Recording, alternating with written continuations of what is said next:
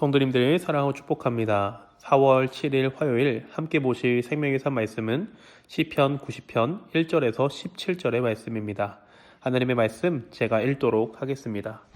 주여 주는 대대에 우리의 거처가 되셨나이다. 산이 생기기 전 땅과 세계도 주께서 조성하시기 전 곧 영원부터 영원까지 주는 하나님이시니이다.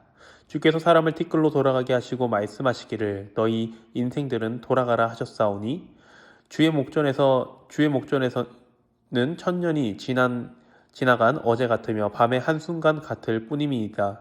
주께서 그들을 홍수처럼 쓸어 가시나이다. 그들은 잠깐 자는 것 같으며 아침에 돋는 풀 같으니이다. 풀은 아침에 꽃이 피어 자라나다가 저녁에는 시들어 마르나이다. 우리는 주의 노에 소멸되며 주의 분내심에 놀라나이다.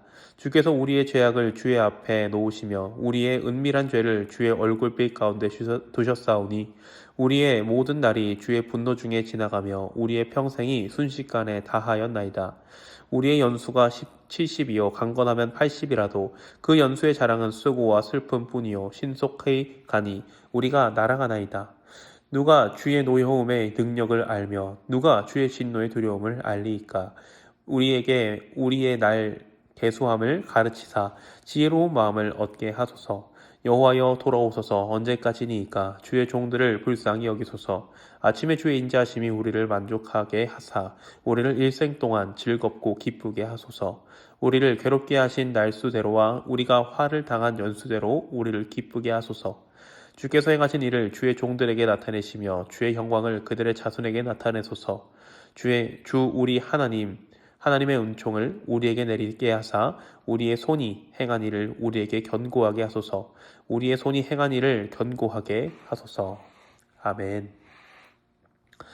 오늘 시편의 말씀은 참으로 철학적인 사람의 인생에 대해서 이야기하고 있습니다. 철학을 포함하여 수많은 학문들이 사람의 인생을 더욱 유익하고 좋게 만들기 위해 노력하고 있습니다. 학문은 존중받아 마땅해야 합니다. 학문은 우리의 인생에 대해서 고뇌하고 연구할 수는 있지만, 하지만 학문은 우리 인생에 대해서 고뇌하고 연구할 수는 있지만 참된 방향에 대해서 알려줄 수는 없습니다. 왜냐하면 그것은 학문을 통해서 알 수 없기 때문입니다. 이는 종교의 영역이고 신앙의 영역이며 수많은 종교 중에서 참된 창조주 하나님만이 그 정답을 주십니다.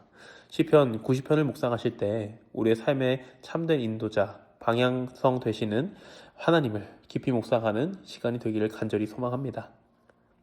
1절부터 말씀을 찬찬히 살펴보고자 하는데요. 1절에서 2절은 우리의 거처가 되신 하나님에 대해서 말하고 있습니다. 1절에 거처라고 번역된 히브리어 마오는 터전, 피난처, 보금자리를 뜻하는데요. 얘는 야생동물이 높은 산에서 자신의 보금자리를 만들고 사는 것을 뜻하며 야생동물의 터전이며 피난처를 뜻합니다. 1절에서 2절은 아담과 하와가 살았던 하나님으로부터 모든 것을 공급받던 보금자리를 의미하며 이를 잇는 독자들로 하여금 에덴 동산을 연상하게 합니다. 하나님으로부터 인간은 모든 것을 공급받으며 살았습니다. 하나님만이 우리의 참된 보금자리라는 것을 알려주고 있는 것이죠. 왜 하나님만이 우리의 참된 보금자리가 될 수 있을까요? 이 세상의 모든 것은 사라집니다. 소멸합니다. 하지만 하나님은 이 땅의 모든 것을 만드신 하나님이시고 세상의 모든 것은 사라지지만 하나님은 영원하신 하나님이시기 때문입니다. 하나님의 품에서든 하나님의 품을 떠나서든 영원히 살아가는 존재인 사람에게는 하나님만이 영원한 보금자리가 될 수 있습니다. 1절에서 1, 2절은 이러한 하나님의 창조와 보호라는 그 은혜에 대해서 말하며 그 하나님의 따스한 손길을 우리는 묵상하게 됩니다. 하지만 3절부터 이제 분위기가 반전되기 시작하죠. 이러한 사람이 그 영원한 완전한 보금자리를 잃어버리게 되었습니다. 정확하게는 사람이 보금자리를 버렸죠.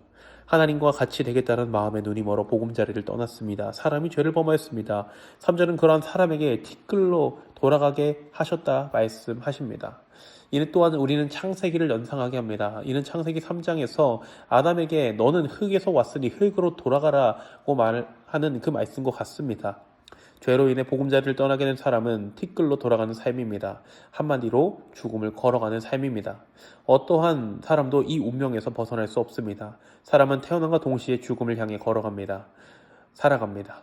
그리고 그러한 사람의 삶에 대해서 시편 기자는 4절에서 6절 밤의 한순간, 잠깐 자는 것, 아침에 피어 저녁에 시드는 삶이라고 말합니다.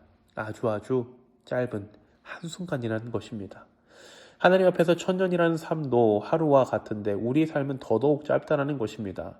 왜 사람이 이러한 비참에 처하게 되었는가? 하나님의 진노 아래 왜 우리는 처하게 되었는가? 7절부터 이에 대해서 설명을 하는데 이는 사람의 죄악 때문입니다.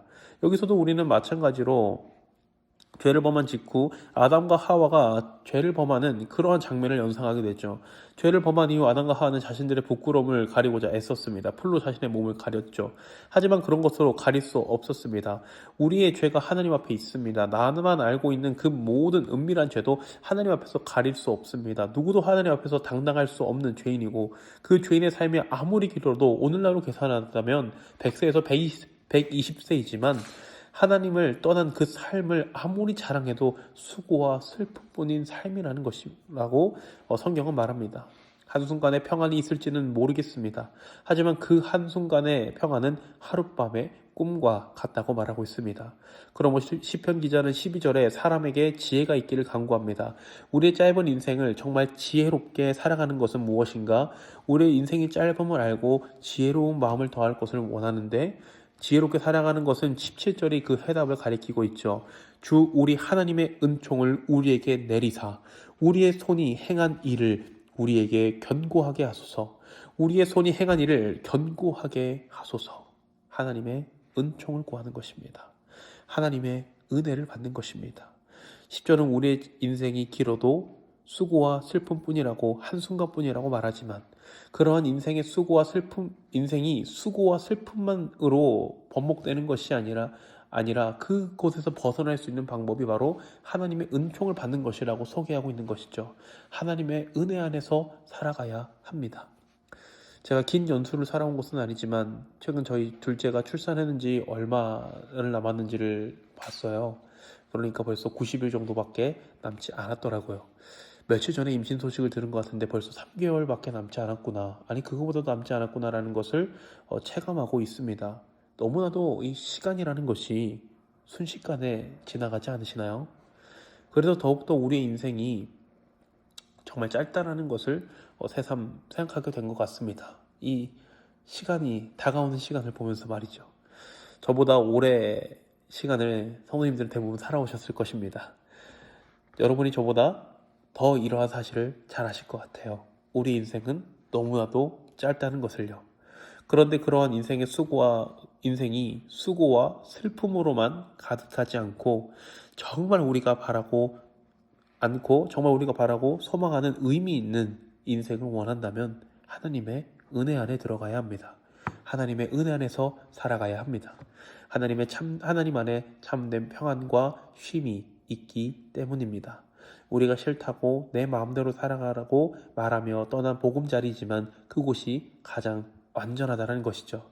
우린 그곳으로 돌아가야 합니다. 하나님의 은혜 안으로 돌아가야 합니다. 그 길을 2000년 전 예수께서 오셔서 열어두셨습니다. 예수를 통해 우리는 하나님 앞으로 나아갈 수 있고 하나님은 우리가 예수님을 통해 하나님 앞으로 나아오기를 바라십니다. 바라기는 하나님 앞으로 나아가 은혜 안에 살며 헛된 인생이 아니라 의미 있는 삶을 살아가시는 우리 성도님들 되기를 간절히 소망합니다. 기도하겠습니다. 은혜로우신 아버지 하나님 그 은혜를 감사합니다. 오늘도 이렇게 주님의 전에 나와 그리고 또 이렇게 녹음된 음성을 통하여서 하나님 말씀을 묵상할 수 있는 시간을 허락하시니 너무나도 감사합니다. 하나님 우리가 인생을 살아가는 동안에 정말 의미 있게 살아가고자 하나 우리의 인생을 아무리 자랑해 보았자 수고밖에 볼 것이 없습니다.